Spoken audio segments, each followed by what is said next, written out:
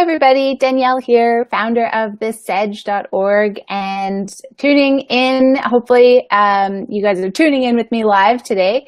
And I am starting something kind of fun this week, and it's going to continue for the next 4 weeks. So if you're watching this as a replay, I hope you check out the page and see what else is on there, because I'll be coming on live once a day, Monday to Friday, for the next 4 weeks. And the reason is that today is a very special day. This week is a special week. And that is because it marks the 4-year anniversary of when I first started the Sedge.org. And so it's also my birthday. And I'm not going to lie, I actually backdated the start date for the Sedge.org to my birthday so that it would be easy to remember and it would coincide nicely. And this was right around the time 4 years ago when I got the news with myself and my 2 co-founders who I started the Sedge with, that our project, at the time it was just an idea, it was just this baby project, was accepted to the Startup Chile Business Incubator down in South America in Santiago, Chile. So some of you watching might be from Santiago, or maybe we met while I was down in South America as well. And so I think it was around July, August when we actually moved down there 4 years ago. But right around this time, May 29th, was when we first started talking about the Sedge online in terms of announcing it to the world and getting the idea rolling as we were prepared to move down to South America to participate in this 6-month program, Startup Chile. So it's a really fun milestone, and honestly, I can't believe it's been 4 years. That just blows me away. There's been a lot of other projects and things that have also happened in these last 4 years, and I'm going to talk a little bit about that over the next 4 weeks, because what I want to do to kind of commemorate this moment in time, this milestone, is to spend the next 4 weeks going over some of the biggest lessons that I've learned. And since it's been 4 years, I wanted to do some of the biggest learnings from the first year in business. And then the second week, I'll talk about the second year in business, third week, third year in business, and fourth week, fourth year in business. So we're doing 4 years in 4 weeks, lessons learned, and my experience that I hope I can share with you guys and help cut some of the learning curve for yourself, depending what stage you're at in starting your social enterprise as well. So it's kind of a fun way to look back, but also pay it forward in terms of making sure that I'm sharing these lessons so that other people can benefit from them as well. And, you know, it was really interesting thinking back, you know, sitting down and thinking back, okay, what was I focused on in the first year? What was I thinking about? What were some of the big lessons learned that I remember? And that's what I'm going to share with you. So today, to kick things off, it's fitting, I thought, today to talk about how do you know when it's time to make the leap full-time into your social enterprise? How do you know when it's the right time to start? And how do you get started? So this is one, you know, lesson where I guess my advice will differ a little bit from how I started, but not entirely. So let's rewind 4 years ago. Actually, before 4 years ago at this time, what I was really focused on at that point in time was discovering and uncovering what was important to me in the world of social enterprise. So even though I was working a corporate job, I was working in finance at a bank that's actually a large international bank, and I was helping, I guess, write and facilitate and coordinate loans for commercial real estate developers. So it was a really interesting field, and I like numbers. I like that kind of thing. I like building relationships like that. It was a lot of, you know, managing relationships within the bank and also with my clients. But ever since I started, I knew that I really was passionate about social entrepreneurship. And of course, financing real estate doesn't really fit into that mold. So I knew that I wanted to do something different. So while I was building up some of these skills that are definitely, valuable, I was very consciously building up my skills in social entrepreneurship alongside that point in time. So if you are still working in your 9-to-5 job, or even if you're working in a job that you're still really passionate about and love, but you know that you want to do something that has even more impact and more purpose baked into it, and you're excited about this idea of starting your own initiative, then you might have in the back of your mind, I know I want to do a social enterprise of some kind, and I'm just not quite sure when I should start or how to get started. So that's what I want to talk about today. And thanks. Yeah, entrepreneurship is a lifestyle, for sure. Where are you tuning in from? Let me know. I just have a comment flying onto my screen here. Thanks for tuning in. So yeah, if you're already thinking about entrepreneurship, even if you're still working your 9-to-5, how should you focus that energy? What questions should you be asking yourself in order to really set yourself up for taking the leap big time and going full time with your social enterprise? So one thing that I was doing before I even applied to the Startup Chile social, it's not a social enterprise incubator at all. It's just general entrepreneurship. And I'm going to talk more about that in future lessons as we do these lives over the next 4 weeks. But one thing I was doing long before I even knew what that first step was going to be was I was taking that time to learn more. So I actually enrolled in a certificate of social entrepreneurship because I knew without a shadow of a doubt that was the area that I wanted to be a part of. And I wasn't sure what that would look like or what kind of form or shape it would take. Great. Galileo, you're from Egypt. Awesome. I, for some reason, can only see part of the comment. Let me just pull it up on my phone as well. But thank you for tuning in. And I want to make sure I don't miss your comment. If you have any questions as we go, let me know. And for anybody watching later, let me know if you have questions as we go. So anyways, I was focused on this certificate just to immerse myself in the field of study and really get to know what I was most interested in that way. And it was also a way to take action. Even though I wasn't sure what step to take to start a social enterprise, I knew that I wanted to be moving forward and taking action in ways that could be useful. Okay, sorry, I'm checking the comments. I wanted to be moving forward and taking action in ways. My phone is talking. I don't know how to turn it off. Could be useful. Moving forward. Okay. And taking action in ways. My phone is talking. I don't. Okay, that was a big disaster. I'm so sorry. I can't see the full comment, and when I pull it up, obviously you can hear it gets really loud, and you can hear me talking twice. Okay, let me try one more thing. The beauty of being live, right, guys? And I actually do. I host most weeks. I host a live web show on Wednesdays with Changemakers Association. And I don't usually have this much trouble with the comments. You'd think I've never done this before. Let's see if I can show it this way. Okay. I don't think it's showing up on the broadcast, but I can read it now. So you've been working in entrepreneurship for 6 years, started a company that is recognized and awarded by Stanford University. Awesome. Good for you. That's great. And working in partnership, manager at Idea Voice, a French-based company that connects entrepreneurs and co-founders with co-founders and team members. Awesome. Thanks for tuning in and sharing your background. I have heard of Idea Voice. I've been in touch with you guys before. So thanks for tuning in. Good to have you. Okay, let's try and get this back on track. Where was I? I was talking about taking action. So you know that you want to get involved or lead a social purpose business of some kind. Yes, that's great. You can start taking action before you take the leap full time.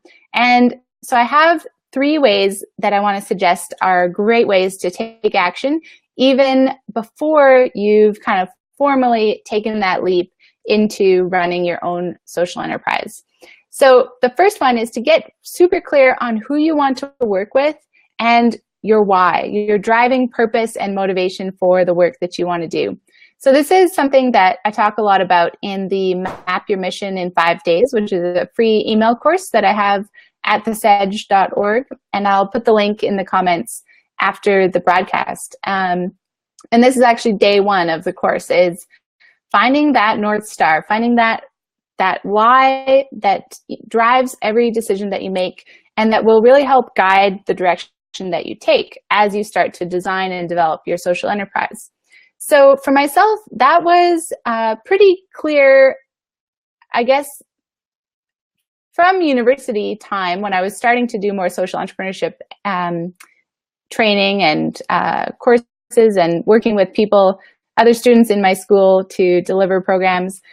But it wasn't until I took that certificate in social entrepreneurship that I really took the time to think through all of the different possibilities for how I could have an impact and to start to hone in and realize that it really was with other entrepreneurs that I wanted to work with. And actually, when I first started, I felt that the biggest way I could make an impact was working with not-for-profit leaders and helping them integrate social enterprise strategies and thinking into their established organizations. So my who has actually changed a little bit over the 4 years, but when I started, that's who I wanted to work with. And the why has not changed at all.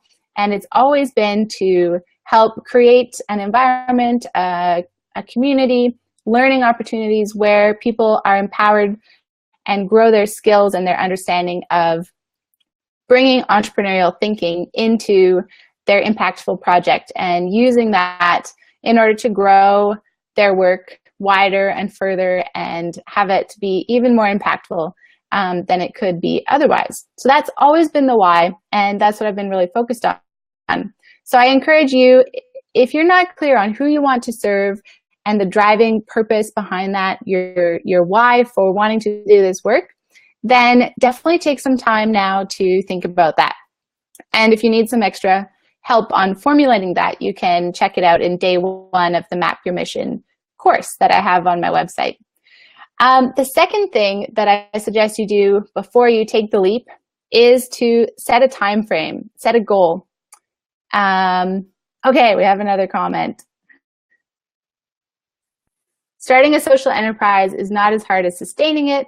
Another common misunderstanding that people think that social enterprise shouldn't generate money, which is completely wrong. Yes, definitely. It's true, because sustaining it is when you have to figure out, how is your business model going to work?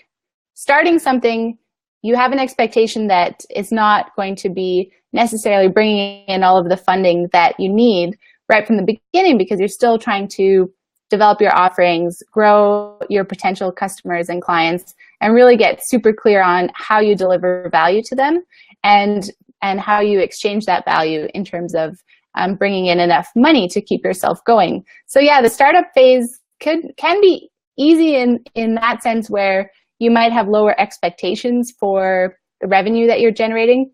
It can be a lot harder though, in terms of feeling super lost and confused and just generally not quite sure what the heck you're doing and how you want to do it, because you're constantly experimenting and getting new information and integrating that into your plan, into your vision, and starting to execute,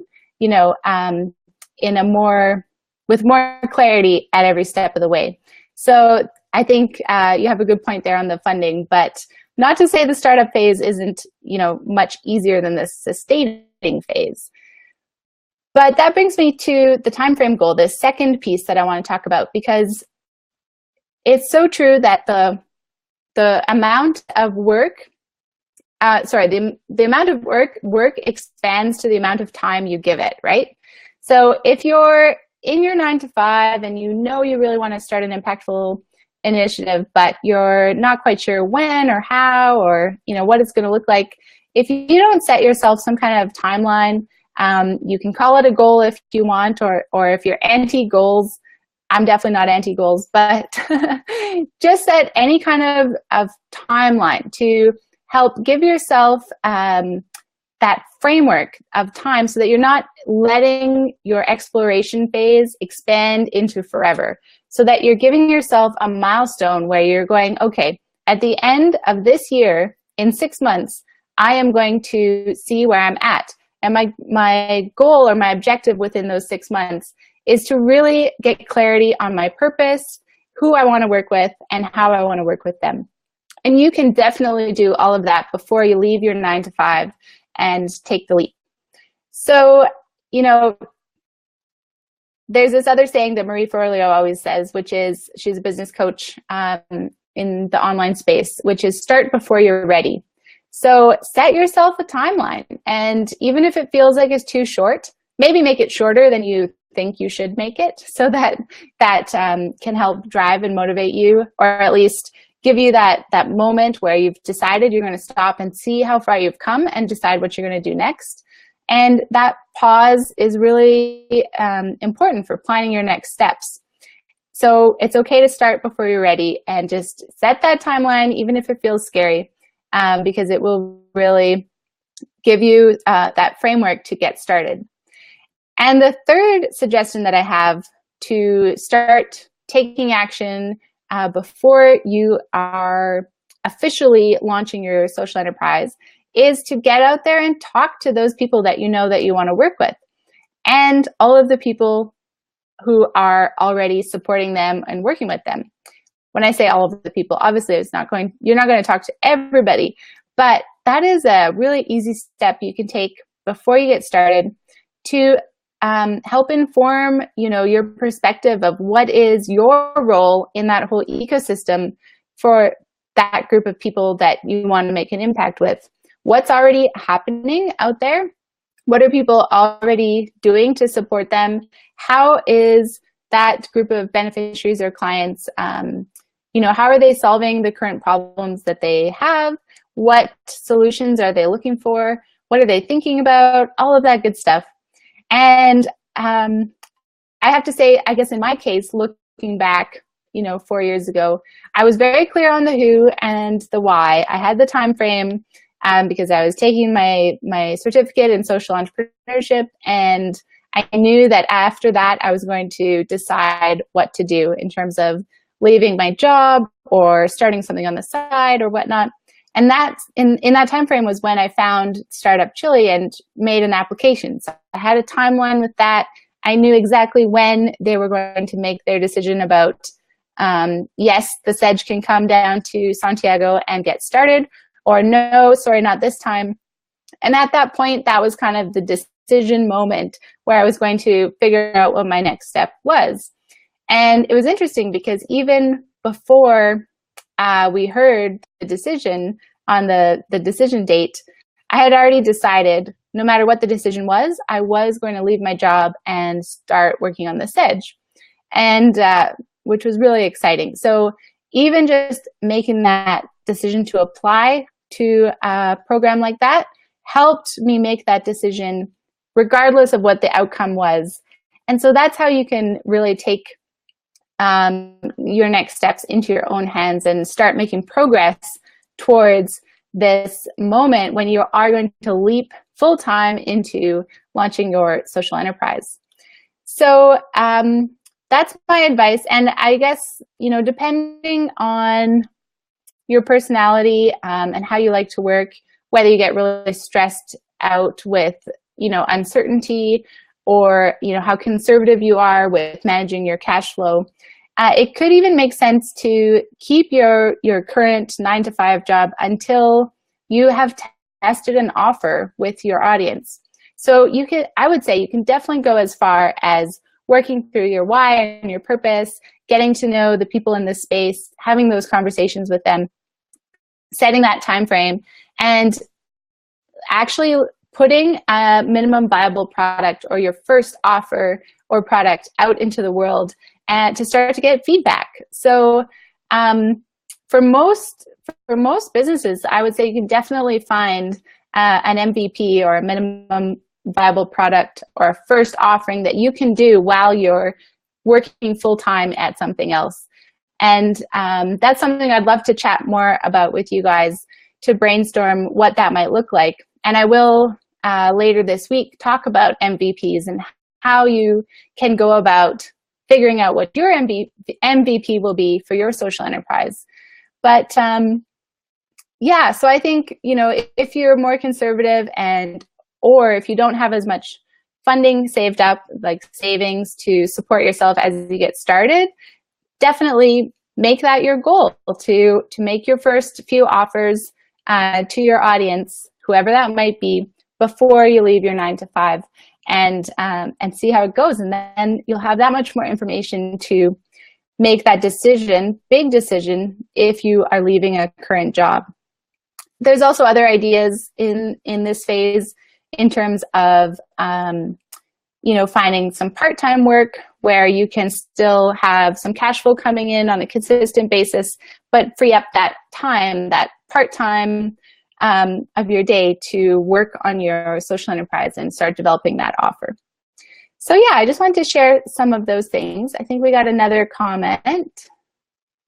Do you think that leaving a full-time job and working on a project idea is a particular solution to launch a social enterprise?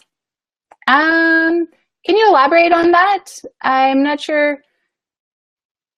Like I was just saying, I don't think you need to leave your full-time job to get started. In fact, I think sometimes it's a lot better if you don't, because it could take a little while to get comfortable with the offering that you want to bring into the world with your social enterprise. And the faster you test it with somebody, with people in your audience, the more information you'll have to inform your next steps. And your social enterprise may start to take a shape that you didn't expect. And the faster you learn that, the faster you can get to that point where you are bringing in revenue on a sustainable basis. And of course, that would help you feel more comfortable to leave your full-time job. So, I mean, in my case, like I said at the beginning, I didn't necessarily do all of these things. And the third one, getting out there to talk to the customers and present offers to them, was one that came much later for me. And partly because I was in that Startup Chile program. Really, that was, you know, a big leap. That, you know, if I were doing things differently and wasn't part of the program, you know, I may have chosen to stay with my job a little bit longer as I really strategically started to test some of my ideas. Practical. Okay, so do you think that leaving a full-time job and working on a project is a practical solution to launch a social enterprise? Yeah, so I think I answered that. Let me know if I didn't, but you know, it can depend on the type of person you are, but I think you can definitely make huge steps in moving your social enterprise idea forward while you're still at another job and while you're still spending time earning income in a different way. So, you know, some of these things like getting super clear on your purpose, immersing yourself in thought leaders and knowledge and blogs of people that you admire in the space, you can totally do that in your spare time. And if this is something you're passionate about, you are going to be doing it anyways. I'm sure you guys are already immersed yourselves in the topic that you're interested in. But the one that people miss is get out there and talk to your potential customers early.